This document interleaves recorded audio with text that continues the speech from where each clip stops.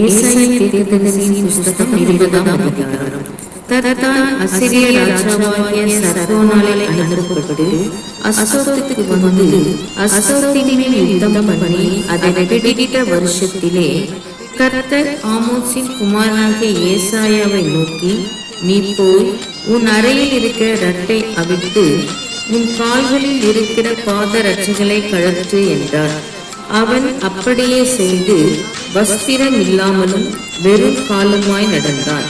அப்பொழுது கர்த்தர் எகிப்தின் மேலும் எத்தியோப்பியாவின் மேலும் வரும் 3 வருஷத்து காரியங்களுக்கு அடையாளமும் குறிப்புமாக என் ஊழியக்காரனாகிய ஏசாயா வஸ்திரம் இல்லாமலும் வெறும் காலுமாய் நடக்கிறது போல அசீரியா ராஜா தான் சிறைப்பிடிக்க போகிற எகிப்தியரும் தான் குடிவிலக்க போகிற எத்தியோப்பியருமாகிய இளைஞரையும் கிழவரையும் வஸ்திரம் இல்லாமலும் வெறும் காலுமாய் எகிப்தியருக்கு வெட்கம் உண்டாகும்படி இருப்பிடம் மூடப்படாதவர்களாய் கொண்டு போவான்.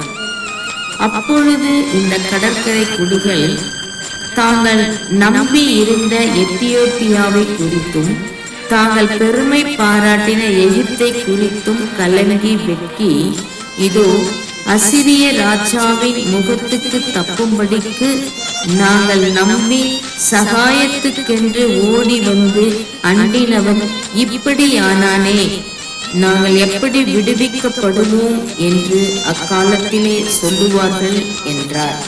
ஆமென்.